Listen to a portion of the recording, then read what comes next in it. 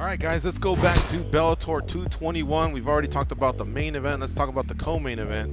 Has a lot of high stakes here as well because this is a semifinal matchup in the Bellator Welterweight Grand Prix, where not only along the way will you be having a chance to fight for the Bellator, the undisputed welterweight title, but that Grand Prix title and $1 million. So we got Douglas Lima versus MVP Michael Venom Page. Douglas Lima is your favorite here. He's a minus 230, minus 225, somewhere in that range. MVP comes back at about plus 190, plus 205. So shop around. Make sure you do that.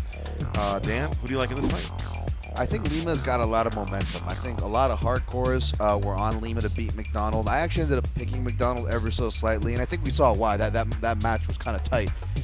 Now, you know, he's been back on his revenge tour, so to speak. He avenged one of his previous losses to Andrei Koreshkov.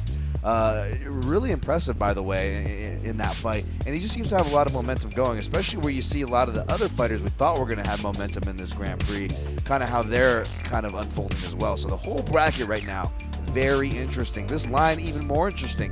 Not that I'm surprised to see Douglas Lima favored. I think he's the deserved favorite. But considering we were seeing, 2-1 odds over another tested striker in Paul Daly that Michael Venom Page was getting, perhaps they weren't as impressed after watching that last Daly fight, the odds makers in public, right? Maybe they're taking their gas a bit. Yeah. We were expecting a lot and didn't get much.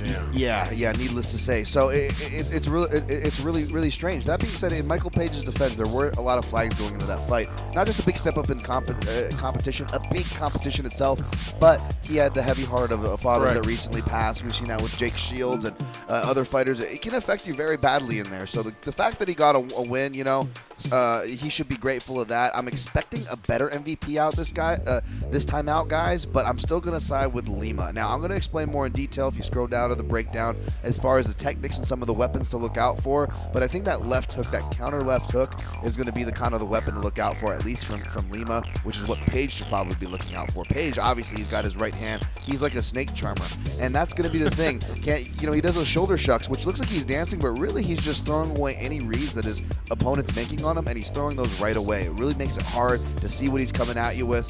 I want to see what Lima does to that first line of defense. If he doesn't bite on it, and if he shows he can counter early, Michael Venom Page is going to be in a lot of trouble. But if he doesn't show he can and even gets frustrated, I'm not sure that Lima has the wrestling chops to just dust him off against a fleet-of-foot mover like Michael Venom Page to take advantage of his Brazilian Jiu-Jitsu black belt.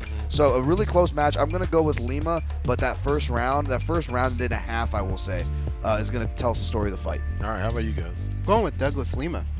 I feel like if you look at Douglas Lima's record, he's seen fighters that can fight like Michael Venom Page. But I don't know that Michael Venom Page has seen fighters like Douglas Lima. Douglas Lima, he can mix it up. He can do pretty much whatever he wants in the cage. It's all mental for that guy.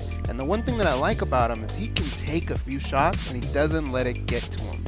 His spirit's always still up in the fight.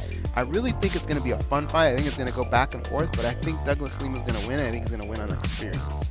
Well, we are breaking down another fight, and I didn't mention the leg kicks of Jose Aldo, who also fights this weekend. Right. But Douglas Lima's got underrated leg kicks, man. And I'm telling you, he's also, even though he's out of Atlanta, Georgia, and he's got his own academy, with his brothers, and apart from American Top Team, it is an American Top Team affiliate. And I'm telling you, those calf kicks have been all the rage the last 2-3 years.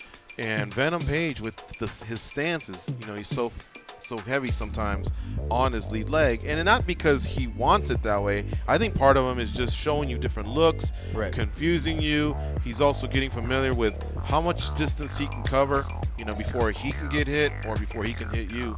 But if on any of those, if he does get taxed a little bit on his legs, it'll be interesting to see how he adapts. I didn't like Venom Page.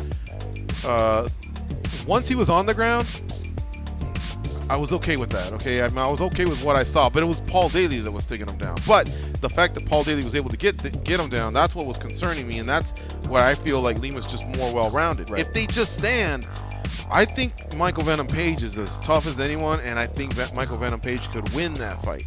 But because this is an MMA fight, I just think that the experience of being a former champ in Douglas Lima, and the fact that he's fought just higher levels of competition, I see this fight being more catered for him for his overall skill. So it pains me to say, but give me Douglas Lima. I think it's too much too soon for Venom Page, and by that I mean high-level competition. For years we've been asking for Venom Page to fight higher competition, but this is as high as of a kick up as you can get without fighting the champion.